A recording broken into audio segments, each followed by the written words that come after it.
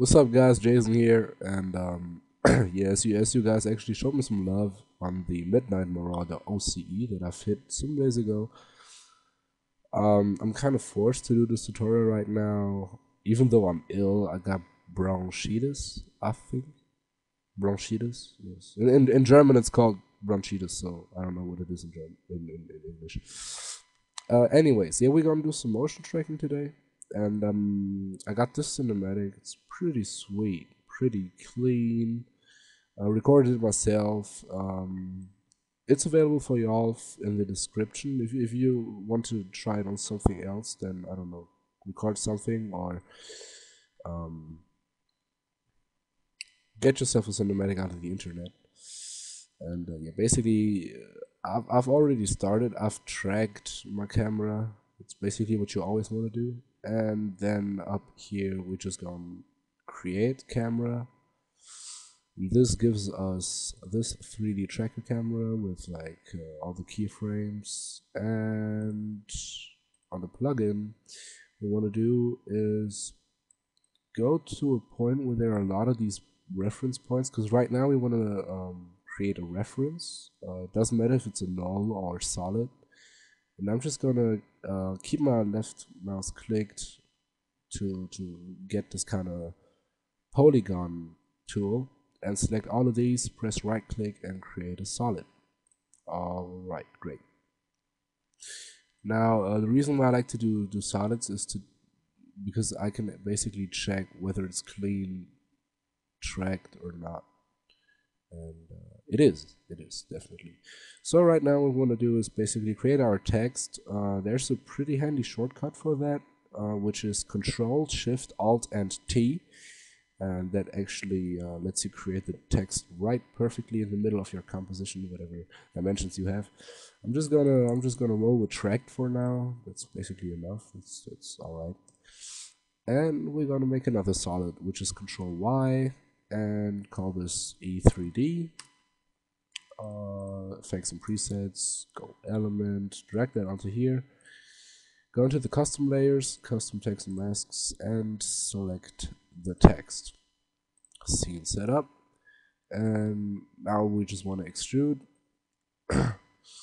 And bevel backside. I don't know, I always bevel backside. I don't know, that's how I like it. I want to have, you basically want to see that you have a texture on your text which is actually kind of fitting to the scene. So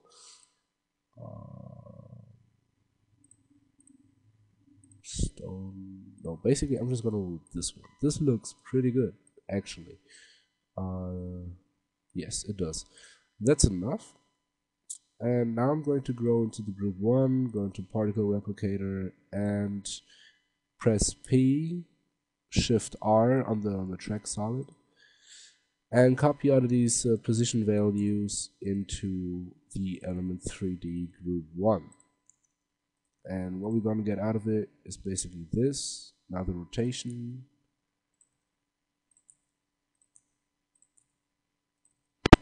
And that's it. Alright, thanks for taking the tutorial. No, I'm just kidding. So, of course, it's kind of messed up. This line does not like parallel go along with this line. So what we want to do is go into particle look. Actually, let's resize this a little bit. Actually, yes, gonna make it smaller. Go into particle rotation and play a bit on the Z rotation to make this fit. Now I think I'm gonna roll like this. This looks good. And now to make it actually look like perfectly tracked into the wall, we are going to open up the scene setup. I'm going to go down here to primitives and going to take a plane. That's just it. Going to, oh no, I did a mistake. What you always want to make sure is that your plane is not in the same group than the extrusion model, the text. So put it into group 2, then it appears there, just like the text did. And instead of just copying and pasting all of these values again, we go into group utilities, press on copy, go into group 2, and press on paste. Now we ain't gonna see anything right now because there's only one side of the plane that is for some strange reason seeable, watchable, whatever. So I'll have to play with this to make it actually look appear. Now I'm actually going to go into the custom view to like really make sure that the plane is perfectly cutting the text through its y-axis. Because if it's not, then it's not clean, and that's not what we want. So basically, that's okay. But alright, that seems legit. It really does. Now I have to shrink this up, but it does seem legit. Yes, it does. Alright, got this done. Going to go back into active camera, and now what we want to do is go into the scene setup, going onto the plane, the material, going all the way back down here and enabling matte shadow. This ain't going to change anything on the scene setup view for us, but going to change something here. Now you see we don't see the plane anymore, but the difference now, this looks actually more kind of like into the wall. Now we are going to have to do some compositing shit. So going into the render settings, environment, and take the cinematic, which sort of like creates a sky. Sometimes for lightning, for additional lightning, natural looks good. Here it doesn't, looks awful. So we're just going to roll with the default lights. And ambient occlusion, which is pretty, oh man, I'm always screaming so loud when there's something new. So I'm just gonna shrink this up a little bit. Seems good. Play a little bit with the samples. Shrink this up to 32. Seems good. Seems legend. Radius like that seems okay. And now we actually have this little issue that we see the plane. So what we're gonna do is go into the advanced options from the ambient occlusion tab and shrink up the cutoff. Cutoff should mainly be about 3.5.